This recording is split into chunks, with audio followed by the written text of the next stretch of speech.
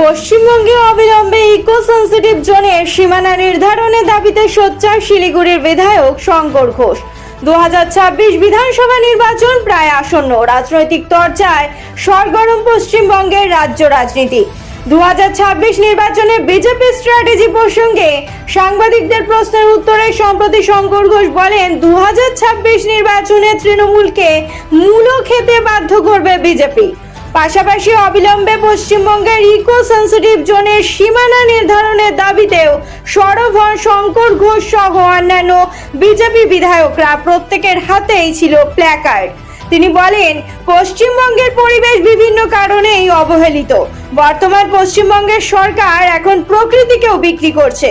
এ বিষয়ে তিনি পরিবেশবিদদের সাহায্য নেবেন বলেও জানিয়েছেন। একই সঙ্গে তিনি বলেন, পরিবেশ রক্ষার যে কোনো আন্দোলনে ভারতীয় জনতা পার্টি যারাই আন্দোলন করবেন তাদের পাশেই থাকবেন।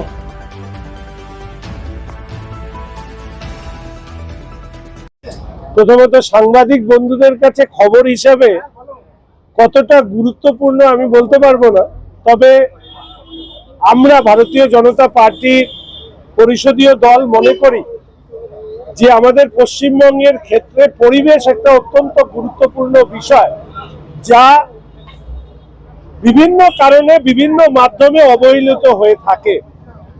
আপনারা জানেন যে আমাদের পশ্চিমবঙ্গের বর্তমান রাজ্য সরকার বিক্রি করতে করতে আর এমন কোনো কিছু খুঁজে পাচ্ছে না যেগুলোকে বিক্রি করা সম্ভব। ফলে তারা এখন যেটা বিক্রি করছে সেটা হচ্ছে প্রকৃতি। এই প্রকৃতি বিক্রি করতে গিয়ে আগে আপনারা শুনেছেন আমার মুখ দিয়ে, সে বালি খাদান হোক, অবৈধ ক্রাশার হোক, নদীর চরের মধ্যে লোক বসানো হোক, জঙ্গলের মধ্যে কমার্শিয়াল রেসিডেন্সিয়াল প্রজেক্ট হোক, যেন তেন প্রকারে প্রকৃতি বিক্রি করে এরা এই পুকুর ভরাট করা, আপনাদের এদিককার অনেক বড় ইস্যু, অবৈধ কয়লা খনন, এগুলো ইস্যু, এই সমস্ত কিছু চলছে। কিন্তু দুর্ভাগ্যবশত সংবাদ মাধ্যমে কখনো আমরা যেটা আসতে দেখি না, সেটা হচ্ছে যে আপনারা জানেন এই নিয়ে আমি হাইকোর্টের দ্বারস্থ হয়েছি, গ্রিন বেঞ্চের দ্বারস্থ হয়েছি।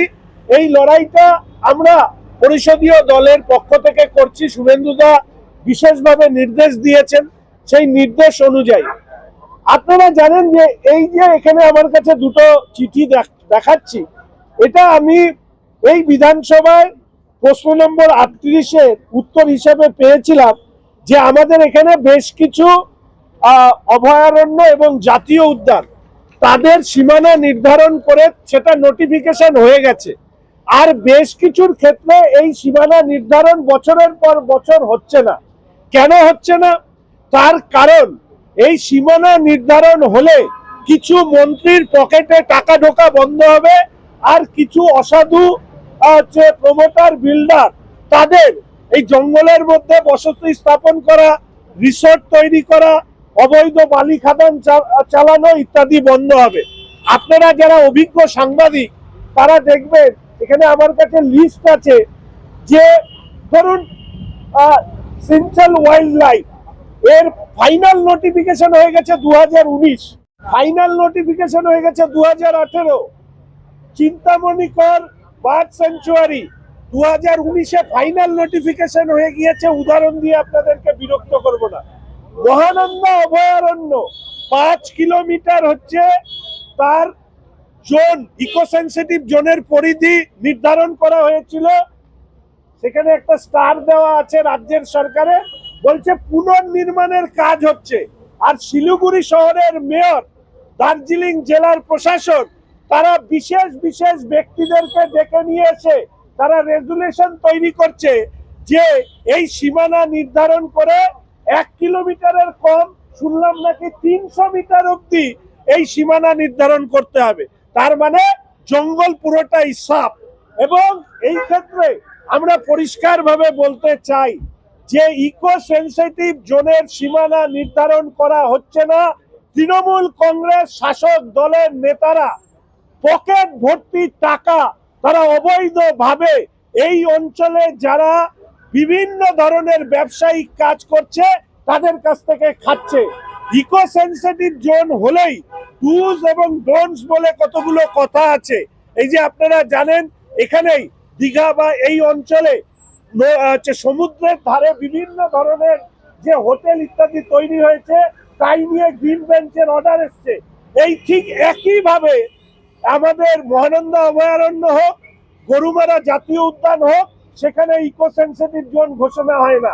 না হলে এই তৃণমূল নেতাদের পকেট ভর্তি হবে না। ফলে এই পকেট ভর্তি এটা বন্ধ হোক, সেই জন্য আমরা উত্তরবঙ্গের প্রকৃতি পরিবেশকে রক্ষা করতে অবিলম্বে রাজ্যের সরকারকে ইকো সেন্সিটিভ জোনের সীমানা নির্ধারণ করে জোনাল মাস্টার প্ল্যান, সেই মাস্টার প্ল্যান সেটা ঘোষণা করতে হবে। যদি ঘোষণা না হয় তাহলে এক্ষেত্রে দুর্ভাগ্য হচ্ছে উত্তরবঙ্গ বা পশ্চিমবঙ্গের মানুষের যে একটা চোরেদের সরকার, ফুললি চোরেদের সরকার। এই চোরেদের সরকার প্রকৃতি থেকে পরিবেশ সমস্ত কিছু বিক্রি করছে, আর নেতাদের বড় বড় গাড়ি বাড়ি হচ্ছে। চ্যাটার্জি মুখার্জি স্ট্রিটে যে সমস্ত নেতারা থাকেন তারা সমাজ সেবা করে কোটি কোটি টাকায় তারা উপার্জন করছে, আর রাজ্যটা দেউলিয়া হয়ে যাচ্ছে।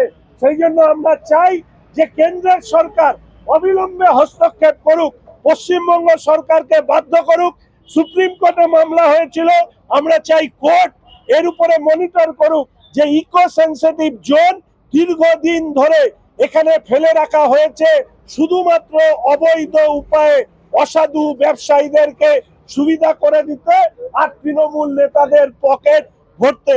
আজকে আমরা বিধানসভার অভ্যন্তরে প্রতিবাদ জানালাম, জেলায় জেলায় আমরা আন্দোলন করে তুলব, এবং আমি আশা রাখি যে পরিবেশ কর্মীদের মেরুদণ্ড আমাদের আইপিএস আইএস অফিসারদের মতন কালীঘাটে বন্ধক দেওয়া নেই।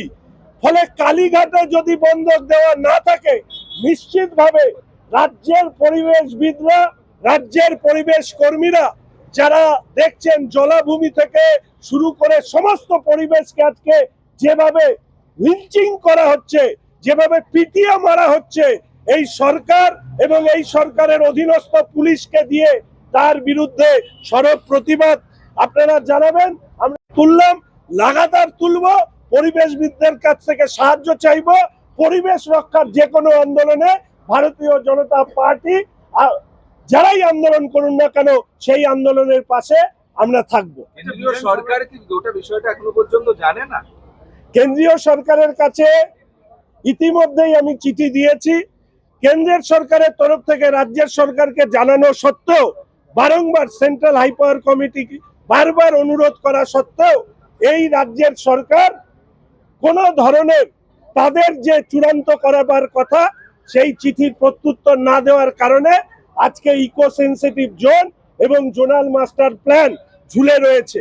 এবং সুপ্রিম কোর্টের যে রায় আছে সেই রায়কে উপেক্ষা করে, উল্লঙ্ঘন করে রাজ্যে যেভাবে ইকো সেন্সিটিভ জোনের মধ্যে যে কাজ করা সম্ভব নয় সেই কাজ হচ্ছে, তার বিরুদ্ধে ভারতীয় জনতা পার্টি আমরা প্রশাসনিকভাবে, আইনগতভাবে মানুষকে সাথে নিয়ে আমরা আমাদের আন্দোলনকে তীব্র করব। হ্যাঁ, এই প্রতিবাদে বিধানসভার অভ্যন্তরে আমরা আজকে বিক্ষোভ ধর্ণা আমরা সংগঠিত করেছি, এবং এটা বিগত দিনেও করেছি, ভবিষ্যতেও করব।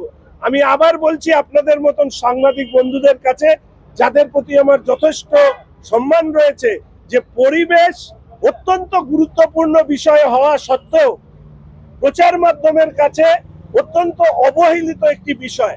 তার কারণেই ধীরে ধীরে প্রকৃতি আর পরিবেশকে বিক্রি করে তৃণমূলের নেতা মন্ত্রীরা পকেট ভরছেন। 2026-এর যে নির্বাচন রয়েছে সেই লক্ষ্য তৃণমূল বলছে আপনারা নাকি এগুলো করছেন সবই 26-এর লক্ষ্যকে মাথায়। দেখুন, তৃণমূলের রাজনীতি হচ্ছে ব্যবসা, আমাদের রাজনীতি হচ্ছে দেশ এবং মানুষকে নিয়ে। প্রকৃতি রাজনীতির বিষয় নয়। সমস্ত রাজনৈতিক দলের উচিত যে রাজনীতির ঊর্ধ্বে উঠে ভবিষ্যৎ পৃথিবীকে রক্ষা করবার জন্য। ফলে তৃণমূলের লক্ষ্য সাময়িক, আমাদের লক্ষ্য সুদূর প্রসারী। ফলে ভবিষ্যতের পশ্চিমবঙ্গকে রক্ষা যদি করতে হয় তাহলে পশ্চিমবঙ্গের জল জঙ্গল জমি তাকে রক্ষা করতে হবে।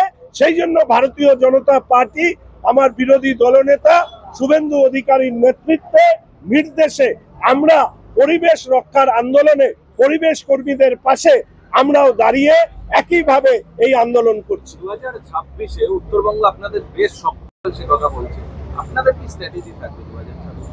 দেখুন, 2021 এবং 24, বিশেষ করে 24-এ আমাদের মাননীয় বিরোধী দলনেতা বলেছেন যে নির্বাচনের ক্ষেত্রে, বিশেষ করে কোচবিহার লোকসভা আসনের ক্ষেত্রে থেকে শুরু করে যে পদ্ধতিতে তৃণমূল কংগ্রেস, বিশেষত যেখানে অনুপ্রবেশ, রোহিঙ্গা এবং জনবিন্যাসের ভারসাম্যের পরিবর্তন হয়েছে, সেখানে তারা ভোট লুট করেছে।